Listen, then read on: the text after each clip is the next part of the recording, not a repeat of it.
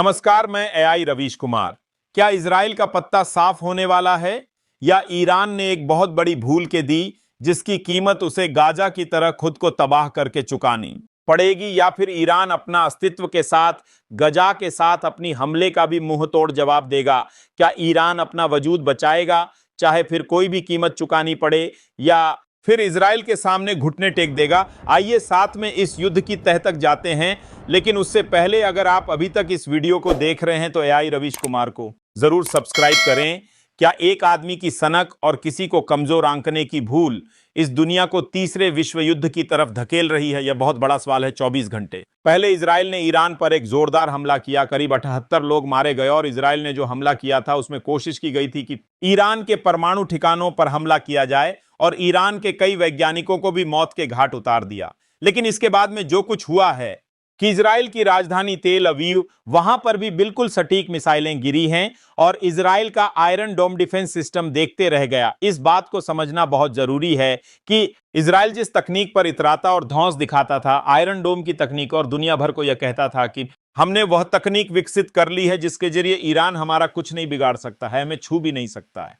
सबसे बड़ी बात यह है, जो हाल एक वक्त में इजराइल ने गाजा के अंदर किया, जो हाल एक वक्त में इजराइल ने लेबनान में किया और तेहरान में किया, उसके बाद में वही हाल उसके तेल अवीव का हो रहा है, उसकी राजधानी का हो रहा है। नेतन्याहू जिस तरीके से पेश आ रहे हैं, इसके बाद में उनके खुद के देश में भी उनको लेकर के विरोध के स्वर दिखाई दे रहे हैं। उनकी जनता उनसे नाखुश नजर आती दिखाई दे रही है।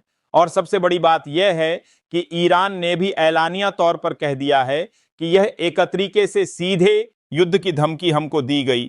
जिस तरह हमारे परमाणु केंद्र पे हमला किया गया, इसके बाद हम इसमें कभी पीछे हटने वाले नहीं है। इजराइल ने जो कुछ किया उसका खामियाजा और वहां के लोगों को भी उठाना पड़ेगा। सबसे बड़ी बात यह, मोसाद के हेडक्वार्टर तक अगर ईरान पहुंच रहा है, ईरान की मिसाइलें पहुंच रही हैं, तो निश्चित तौर पर यह पर अपने आप में एक बहुत बड़ी लड़ाई की तरफ संकेत है। इजराइल के अंदर एक तरीके से मीडिया सेंसरशिप आप कह सकते हैं, और इजराइल कभी अपनी मीडिया को उतनी अनुमति नहीं देता है कि वो वहां के हमलों को लेकर के रिपोर्टिंग कर सके।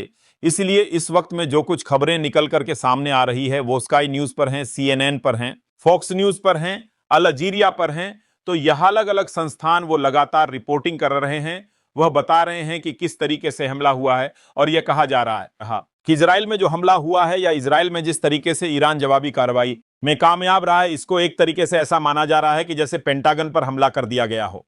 पेंटागन यानी अमेरिका का वो स्थान जहां उसके खुफिया और सैन्य ऑफिस है, हेडक्वार्टर है, वहां पर हमला कर दिया गया हो, ऐसा हमला करार दिया जा रहा है इजराइल के। तेल अवीव और बाकी जगहों पर हमले को लेकर दुनिया भर में इस वक्त में इजराइल को लेकर और इजराइल के प्रधानमंत्री नेतन्याहू को लेकर उनकी आलोचना हो रही है कि उन्होंने पूरी दुनिया को एक तरीके से युद्ध के गहरे खाई में धकेल दिया है। सबसे बड़ी बात यह है, ईरान के साथ में इस वक्त में चीन और रूस वह दोनों साथ आ सकते हैं। और चीन के विदेश मंत्रालय की तरफ से उनके प्रवक्ता ने ऑफिशियल बयान भी जारी कर दिया है।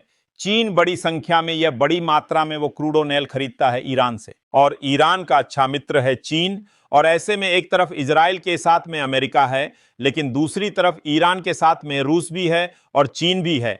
तो ऐसे में अगर युद्ध की तरफ ये दोनों देश आगे बढ़ जाते हैं, तो युद्ध केवल इन दो देशों के बीच में नहीं होगा, बल्कि युद्ध फिर दो महाशक्तियों के बीच में होगा। जब अमेरिका और ईरान के बीच बात चल रही थी, इजराइल ने इसमें शामिल ईरान के अधिकारियों को मार दिया।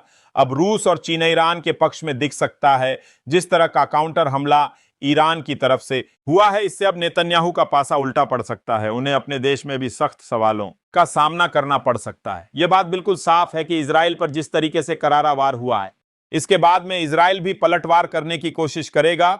लेकिन ईरान ने एक तरीके से आप कह सकते हैं कि इजराइल की कमर तोड़ करके रख दी। कोई कह नहीं सकता था इस बात को कि तेल अवीव में इस तरीके से मिसाइलें पड़ने लगेंगी। उसे साफ है कि ईरान किस मोड में और आगे कुछ भी हो सकता है। अब आखिरी सवाल आप सबसे, क्या ईरान इस महायुद्ध में सफल होगा? क्या इजराइल उस पर भारी पड़ेगा? कमेंट में बताइएगा।